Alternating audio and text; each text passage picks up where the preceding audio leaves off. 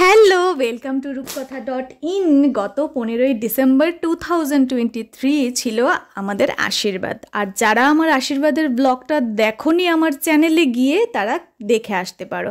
আর অনেকেই ওই ভিডিওটাতে অনেকটা লাইক দিয়েছো, তার জন্য থ্যাংক ইউ সো মাচ যারা তোমরা দেখেছো কিংবা আমায় দেখছো, আমার ব্লগগুলি দেখছো।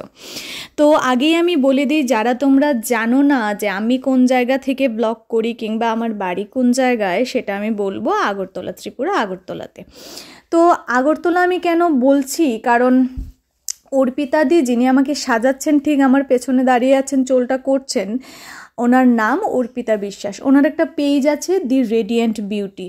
আসলে আমি এটা কোনো পেইড ভিডিও নয়, পেইড প্রমোশনাল কিছুই নয়, তবু আমি বারবার মেনশন করছি, কারণ তিনি মেকআপ যতটাই ভালো করেন, মানে তার চাইতে 1000 গুণ বেশি মানুষটা আরও ভালো। যদি তোমরা চিনে থাকো কিংবা তোমরা মেকআপ করতে চাও, আমি তোমাদেরকে রেকমেন্ড করছি প্লিজ গিয়ে একবার করে আসো।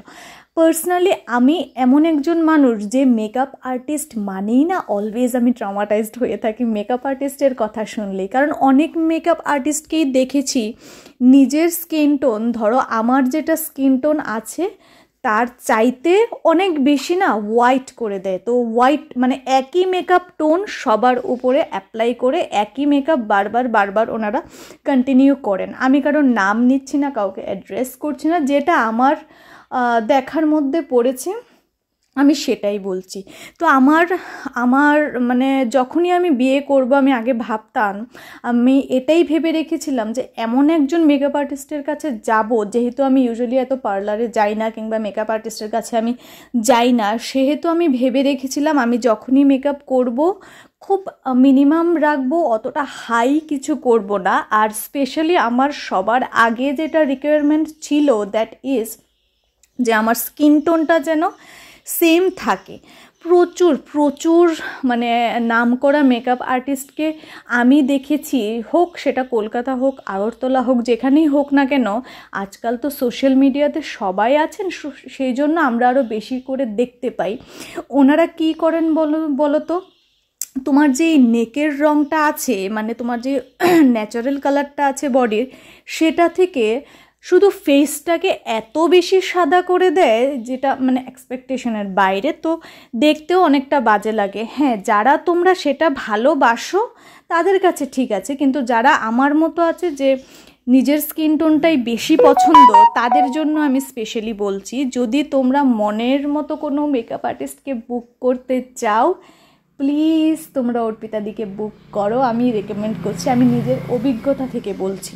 আর শুধু অর্পিতাদিকেই যে বুক করতে হবে তা নয়, এমন একজন মেকআপ আর্টিস্টকে তোমরা সবসময় বুক করবে যারা তোমাদের মেকআপটা একদম মিনিমাম রাখবে। তো আমার আশীর্বাদের দিন না, আমি ঠিক যেমন চেয়েছি ঠিক তেমনই পেয়েছি। সত্যি বলতে কি, আমি যেমনটা চেয়েছি তার চাইতো আরও অনেক সুন্দরভাবে অর্পিতাদি মেকআপটা করে দিয়েছে।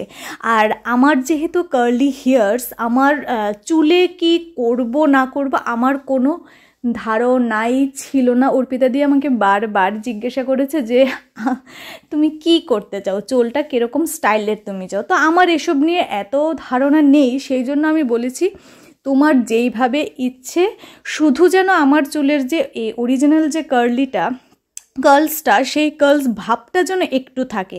তো অবভিয়াসলি যদি তুমি চুলটাকে স্টাইল করো, সেটা তোমার অরিজিনালটা তত বেশি থাকবে না, তবুও অর্পিতাদি মেসি হেয়ারটা এইভাবে করেছে যাতে একটু কার্ল ভাবটা থাকে। আর এই যে জুয়েলারিগুলো দেখছো আমি পরছি, এই যে সীতাহারটা দেখছো, গলার এই চিকটা দেখছো, এটা ঠিক চিকও না আবার নেকলেসও না, ওই মানে মিডলে পরে। তো সেটা পুরোটাই কিন্তু অর্পিতাদির সাজেশন নিয়ে আমি করেছি। আমি অর্পিতাদিকে যখন বুক করতে যাই, তোমরাও যদি কোনো মেকআপ আর্টিস্টকে বুক করতে যাও, তোমরা যদি পারো তোমরা যে শাড়ি সালভার যেটাই পরো না কেন, কাপড়টা ড্রেসটা সঙ্গে নিয়ে গেলে অনেকটা সুবিধা হয় বলো তো। আর আমাদের থেকে আমার মনে হয় মেকআপ আর্টিস্টরা ভালো বোঝেন যে কোন শাড়ির সঙ্গে কোন গয়নাটা যাবে, কিংবা কোন গয়নার সাথে কোন হেয়ার স্টাইলটা যাবে, কোন সব কিছু মিলিয়ে। তো আমি অর্পিতাদিকে জিজ্ঞেস করেছিলাম যে বলো তো এই শাড়ির সঙ্গে এই ব্লাউজটার সঙ্গে আমি জুয়েলারিটা কি নেব। তো অর্পিতাদি বললো যে এরকম নাও। তারপর সবগুলো জুয়েলারি না আমি গোল্ড প্লেটেড নিয়েছি, যেন আমি বারবার ইউজ করতে পারি। আর আমার মধ্যে না এই জিনিসটা নেই যে একটা জিনিস আমি লাইফে একবার ইউজ করব তারপর আর আমি ইউজ করব না। অনেকেই দেখি এটা করে, কাপড় হোক কিংবা গয়নাগাটি হোক যাই হোক।